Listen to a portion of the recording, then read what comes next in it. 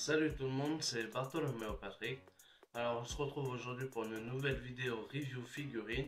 Donc aujourd'hui je vais vous présenter la figurine 2 € dans sa version enfant issue de la collection Hachette. Donc là vous voyez la figurine. Et dans un instant le fascicule là vous voyez. Donc dans un instant je vais vous présenter le fascicule, je vais vous lire ce qu'il y a à l'intérieur. Et ensuite je vous présenterai la figurine et vous dire ce que j'en pense. Donc c'est parti pour la review figurine 2 € dans sa version enfant. Alors comme d'habitude nous avons la collection officielle One Piece. Donc là c'est le numéro 52 qui est sorti il y a une quinzaine de jours. Donc le personnage Roronoa Zoro, le jeune sabreur. Donc là on a une photo du personnage.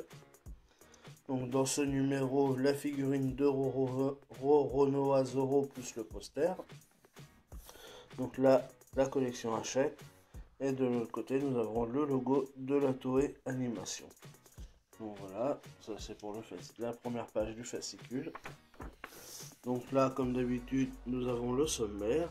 Donc numéro 52, la figurine, le poster, plus le personnage. Donc voilà, bon vous avez l'habitude maintenant. Alors, la figurine Roronoa Zoro. Roronoa Zoro, l'apprenti sabreur, est prêt à tout pour être le meilleur de son dojo. Ses cheveux verts sont coupés en brosse. Zoro, déjà très sûr de lui, arbore un large sourire. Ses deux shinai, sabres d'entraînement, sur l'épaule, il est prêt à en découdre. On remarque deux sabres rouges croisés sur le côté gauche de son kimono de combat vert sombre. Il représente l'emblème de son dojo. Une petite ceinture blanche et une paire de chaussures de combat viennent compléter sa tenue. Voilà, donc là on a un aperçu de la figurine. Voilà, et enfin sa fiche d'identité. Nom Roronoa Zoro, âge inconnu. Ouais, inconnu, mais je pense qu'à ce moment-là de l'histoire, il avait 7-8 ans. Donc on peut estimer qu'il avait 7-8 ans à ce moment-là. Donc là, on a le poster. Voilà. Donc tout en vert derrière, les couleurs, pour représenter un peu sa coupe de cheveux, sa tenue qui est un peu verte et tout. Donc ça reprend vraiment le personnage. Donc franchement le poster il est juste magnifique. Et donc là on a son nom, Roronoa Zoro. Donc franchement c'est un poster assez pas mal, qui est pas mal. Bon il n'est pas non plus oufissime, mais c'est un poster qui est vraiment pas mal. Donc voilà pour le poster. Alors le personnage Roronoa Zoro. Zoro veut devenir le meilleur sabreur du monde et cette ambition remonte à son enfance. Lorsqu'il était petit, il était déjà très fort. Il n'y avait que Kuina, la fille de son maître, qui lui donnait du fil à retordre. Jamais il ne réussit à gagner un combat contre elle. Les deux amis s'étaient alors fait la promesse que l'un d'eux deviendrait le plus grand épéiste du monde. Malgré sa volonté et sa maîtrise, Zoro ne parvint jamais à battre Kuina. Là on a une photo de Zoro. Voilà, la rivale. Dans son enfance, dans le village de Shimotsuki, Zoro était un élève du dojo de maître Koshiro. Déjà animé par la volonté de devenir le sabreur le plus fort du monde, il se spécialisa dans le Nitoryu, technique de combat à deux épées. Il était déjà assez fort pour battre des adultes, mais il n'arrivait jamais à remporter un combat contre Kuina, la fille de maître Koshiro. Malgré son entraînement intensif, rien n'y faisait. Kuina était bel et bien l'élève la plus forte du dojo. Pourtant, plus déterminé que jamais, il proposa à sa rivale un duel avec de vrais sabres pour leur 2001e combat.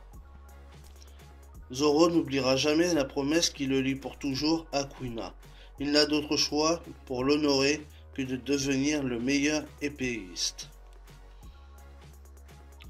La mort de Kuina fut pour Zoro, encore enfant, une épreuve dramatique. Avec l'âge, Zoro est devenu un combattant redoutable car il a réussi à mettre au point sa technique de combat à trois sabres, le Sarotuyu. Ouais, c'est pas facile les mots en japonais quand même, hein. La promesse. C'est lors de ce duel que Kuina se servira du fameux sabre Wado Ishimonji et gagnera une fois de plus contre Zoro. Mais c'est une victoire douce amère pour Kuina. Zoro la réconforte et lui fait comprendre que c'est grâce à elle qu'il est devenu plus fort et qu'il ne tolère pas qu'elle s'apitoie sur son sort, son objectif ayant toujours été de la battre. Ils se font alors la promesse que l'un d'eux deviendra le meilleur épéiste du monde. Malheureusement, Kuina meurt accidentellement peu de temps après. Bouleversé, Zoro mettra dès lors un point d'honneur à respecter leur promesse. Il demandera à Koshiro de lui confier Wado Ichimonji.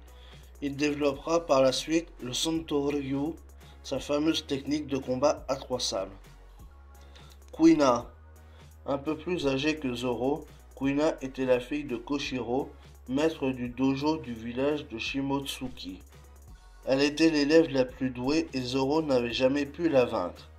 Cependant, elle finit par se confier à lui en lui expliquant qu'un jour, elle ne pourrait plus le battre.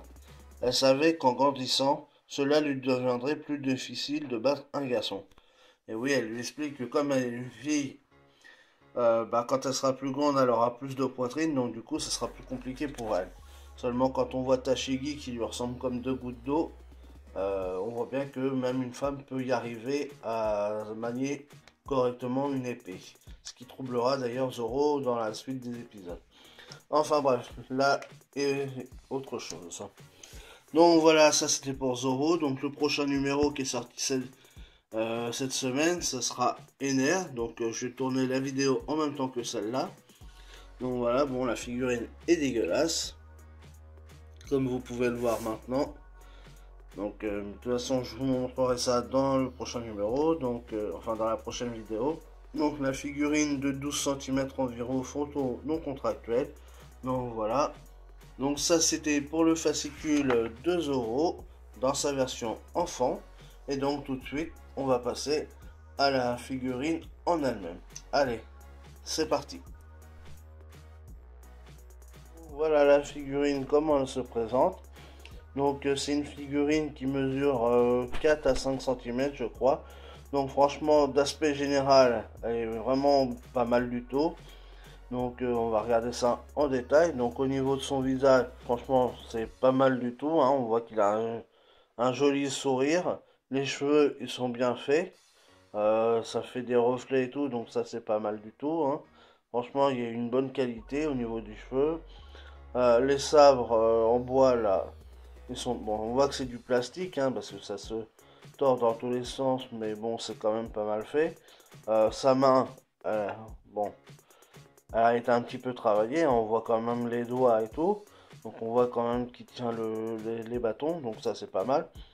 Le kimono, bah ça ressemble à un kimono, donc ça va. On voit le logo là, donc bon là-dessus, il n'y a rien à dire aussi. La ceinture à la taille, elle est bien faite. L'autre bras, il est bien réalisé, hein. On voit bien les 5 doigts de la main, donc là-dessus, ça va. Bon, on voit que c'est du plastique, hein, parce que bon, la couleur de peau est quand même assez claire, il n'y a pas d'ombrage ni rien, donc... mais bon, voilà, hein, c'est du hachette, hein. Mais dans l'ensemble, elle est quand même bien réalisée, donc voilà. Au niveau de ses chaussures, c'est quand même bien fait, bon. Le seul petit bémol après, c'est pareil, c'est les lacets, on voit que c'est juste...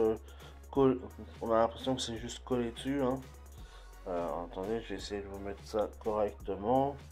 On voit bien avec la lumière. Voilà.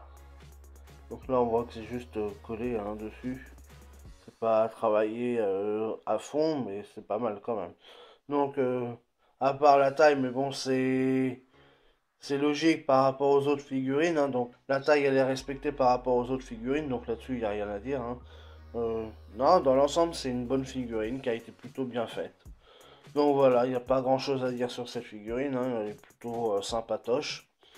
Donc voilà, belle figurine. Vous verrez sur la suivante avec Ener, bah, il y aura beaucoup plus de choses à dire parce qu'elle est beaucoup plus dégueulasse que celle-là.